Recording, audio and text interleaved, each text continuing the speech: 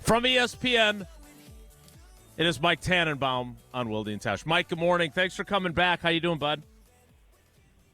Good to be with you guys.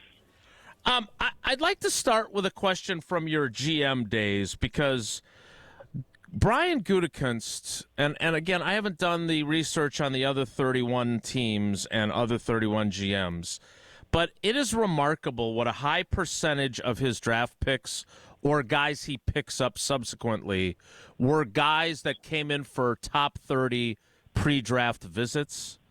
And I'm wondering, going back to when you were a GM, how you utilized those. Were those did you ever use them for subterfuge to make other teams think you were interested in someone you weren't? How did you utilize those? Yeah, look, I think it really speaks to what, Brian and Matt LaFleur have done a great job of, a very systematic process. And I know, like, us in the media make a big deal of, like, subterfuge and throwing people off. I always felt like the draft process was hard enough just to do it authentically that I didn't really play those games.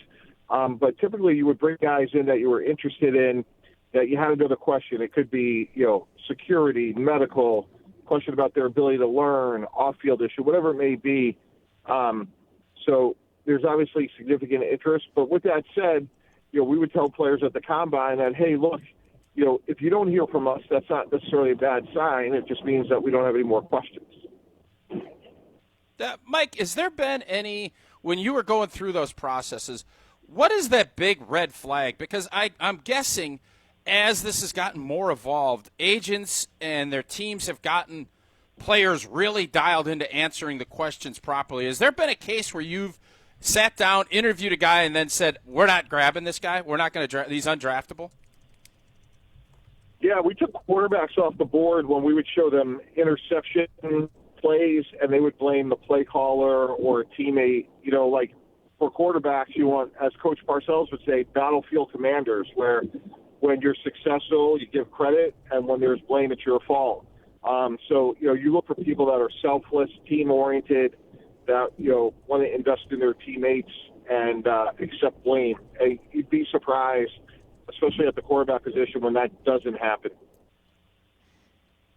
What if nobody went to their birthday party? Oh, wait, that was a fictional movie. Never mind.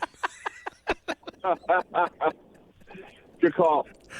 Mike, when you're talking about quarterbacks, obviously the Packers a few years ago drafted Jordan Love. He sat for 3 years. Now he's going into year 3. I have some questions about him. But first, how do you view this quarterback class? I'm trying to understand just how it doesn't feel like there's the same level of, we think this guy's a can't-miss type guy in this group. Do you feel the same way? How do you view the first-round quarterbacks? Yeah, I think they're a little bit underrated in my opinion. I think Cam Ward has a chance to be really good. Shedeur Sanders, to me, I keep saying I see Kirk Cousins, which is a really good quarterback who played for a long time. I think Tyler Shugg is really interesting out of Louisville, and Jackson Dart out of Ole Miss. Those are my 4 first-round quarterbacks. So I think it's probably a little bit better than others see it as.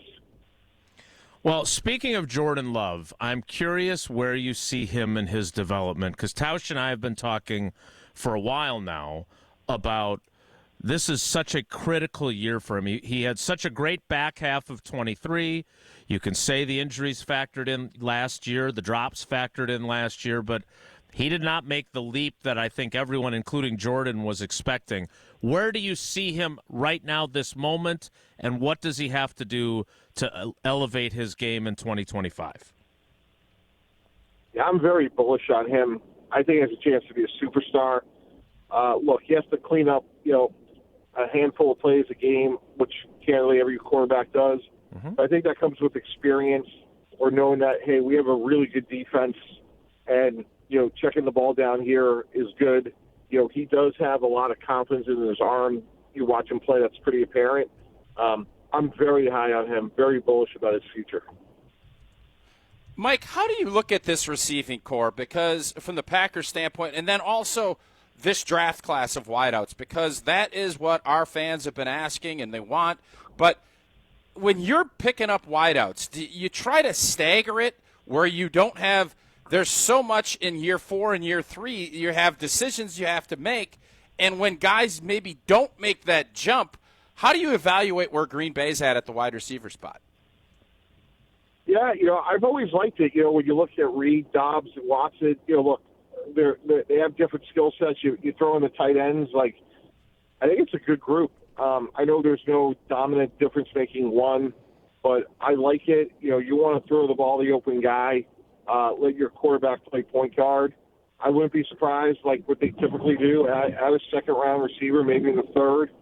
So, I look, would you love to have a number one difference maker? Of course you would, but I don't think there's many teams that you would say, wow, we take that group of receivers over Green Bay's. What about the way, and Tausch mentioned this, Mike, but what about the way Goody has kind of stacked roster spots with multiple picks in the same drafts, right? Like, if we look at the Packers' offensive line, Zach Tom, Rasheed Walker, and Sean Ryan are all in the last year of their deals. At wide receiver, Watson and Dobbs are in their last year of their deal this year. Next year, Reed and Wicks will be in the last year of their deals. When you're trying to build a roster, does that matter? Because it does feel like you're putting yourself in a position where you got a lot of guys in one spot. You got to figure out what you want to do with them. And when they play a lot, you'd like to think you got enough information. But like Tausch kind of said there, I'm not sure that Goody has sufficient information to know who he really wants to keep and who he's willing to let walk. Yeah, look, in a cap system, you can't pay them all. I think they've done a pretty good job, though, of identifying core guys and keeping them. Aaron Jones left, obviously. Certainly seems like Jair Alexander's going to be on his way out. But I think over the course of time, they've done a pretty good job of retaining their own. And, look, in a cap system, guys, some of them are going to graduate. That's just part of the math. But I think, well, do I think they're going to add a receiver, an offensive lineman, and a corner at some point? Absolutely. And then, the other thing is because they've had such great, productive drafts, you could go out and get a Xavier McKinney and be opportunistic. And there's a lot of teams like the Dallas Cowboys that just haven't been afforded that luxury. Mike, you just mentioned Jair. How would you as a GM handle this situation where last year he was playing and he got hurt and was unable to get back out there? There's no roster bonus that kind of spurs this on, and there's no trade, at least it doesn't feel like, that makes it worthwhile for Green Bay to do it. How long do you keep a guy on a roster even though you probably know he's not going to be at fall camp? How do you approach that if you're a GM? Yeah, ideally, I think you'll see this around the league, guys. Like, this is, the draft. You want to kind of clean things up. So I would think next week would be a good time for that to bring, closure, and hopefully, he gets someplace he wants to be. Green Bay gets, relatively decent value, and you get closure to it. All right. Before I let you go, Mike, the Pittsburgh Steelers situation with Aaron Rodgers, you had a similar situation with Favre. Now this is obviously a little bit unique in the fact you don't know if he's going to play for you. You have the draft coming. You don't want to go into the season with Mason Rudolph as your quarterback. What are you doing if you're Pittsburgh and you're in this situation? Yeah, we just talked about it for 2 hours on Get Up. You got to go get a guy. I think Aaron Rodgers is telling you a lot by not signing him by now. So I wouldn't be surprised if, they were a little bit aggressive in the draft and go get Shedeur Sanders if he's there, or, Jackson Dart. I'm just hard-pressed to think that they're going to pay $30 million a year to give up a second-round pick for DK Metcalf and have Mason Rudolph be their open day quarterback. All right, Mike, along those lines before you go, Tausch's dad used to always say, talent outs. So is Aaron Rodgers still at a place as a player? You watched him last year when he was back from the Achilles. Is he still at a place where talent outs and you're willing as a GM to tolerate the uncertainty or the waiting or him hoping that J.J. McCarthy falls flat on his face and he can go to Minnesota instead? Like, is he good enough that the Steelers should wait for him or not?